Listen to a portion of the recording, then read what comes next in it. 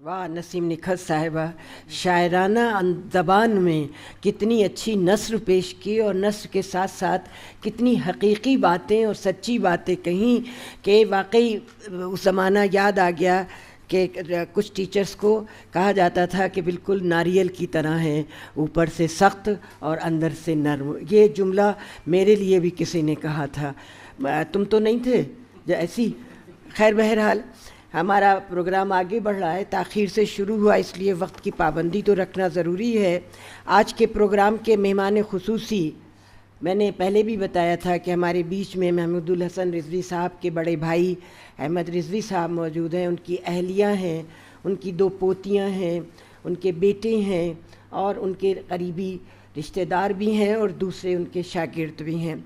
मैं उनके बेटे कमांडर ताबिश महमूद रिज़वी साहब से गुजारिश करूँगी कि वो आएँ। कहना बहुत कुछ मुश्किल होता है लेकिन उनको फ़ख्र भी महसूस हो रहा होगा।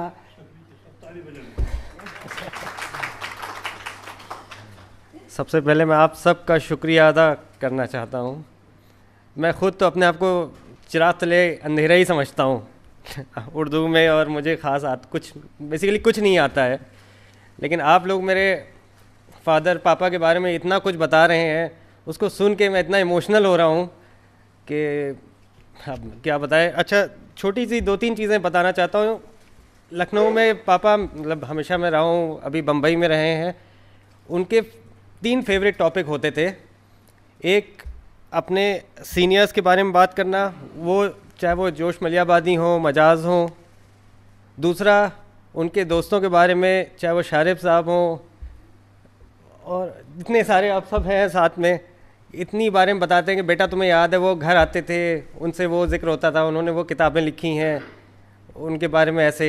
और फिर अपने शागिर्दों के बारे में, उस पे बारे में, तीनों के बारे में वो इतना प्राउड फील करते थे, उनको इतना फ़ख्र होता था हर चीज़ का।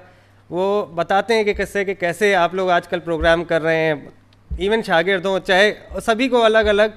और उनको उनसे अगर कभी लगे कि वो उदास हो रहे हैं, कुछ हो रहे हैं, तो उनसे आप मतलब ये किसी के भी बारे में बस जिक्र कर दो, उसके बारे में आप 15-20 मिनट पूरा खाना निकल जाएगा और हमें बताएंगे वो। तो हम जैसे बम्बई में रहते थे, हमारे साथ रहे वो, उनको ज़्यादा वक्त नहीं दे पाता था मैं। फिर जैसे तो उनको बस एक फ़ोन कनेक्ट करके दे दो, आप में से किसी से भी उनकी बात हो जाती थी, वो 10 मिनट की बात उनको सुकून मिल जाता था। उनकी तबीयत ख़राब रहती थी तो इसलिए वो कहीं ज़्यादा आ नहीं पाते थे, किसी प्रोग्राम में नहीं अटेंड करते, तो वो वेट करते थे कि मैं छुट्टियों में आऊँ तो कार में मुझे लेके, मैं उनको लेके कहीं कोई प्रोग्राम अटेंड कर लूँ। तो और लखनऊ से उनका प्यार हमेशा से था, और शायद वो यही उर्दू अदब की वजह से था और आप लोगों की वजह से था। और मतलब सिर्फ लखनऊ को ही वो असल में उर्दू का गढ़ मानते थे। और ये इसका मैं एक छोटा सा एग्जांपल देता हूँ कि मैं एक बार ये वसीम अकरम, ये सब क्रिकेटर प्लेयर्स से मिला था साउथ अफ्रीका में। तो मैं जैसी भी टूटी फूटी उर्दू बोल रहा था, तो मैं जब बात कर रहा था तो उन्होंने बोला कि अरे आप उर्दू बड़ा अच्छा बोलते हैं। मैंने कहा कहाँ, कि नहीं कहाँ से आए आप? मैंने कहा मुझे लगा शायद मैं मुसलमान हूँ, इसलिए मैंने बोला मैं मुसलमान हूँ। अब तो उन्होंने कहा कि नहीं कुछ ख़ास बात है। जब मैंने बताया मैं लखनऊ, उसके कहते हाँ ये, तब मेरे समझ में आया कि पापा को क्यों लखनऊ पसंद था। उन्होंने अपने वही RBI की जॉब छोड़ी, उन्हें दूसरे शहरों में नौकरी शायद मिल जाती, वो छोड़ा। उन्हें लखनऊ में जो फ़ख्र था, उनकी शायद आखिरी तमन्ना यही थी कि वो प्रोफेसर बने और लखनऊ यूनिवर्सिटी के प्रोफेसर बने। और he used to feel proud about it. So and he used to feel proud about everybody. आप सबको जिनको जानते थे उनकी जिक्र करते रहते थे, हमेशा करते थे। और सिर्फ फ़ोन करके आप लोगों से बात करके और आपके जिक्र करके वो खुश हो जाते थे। Thank you.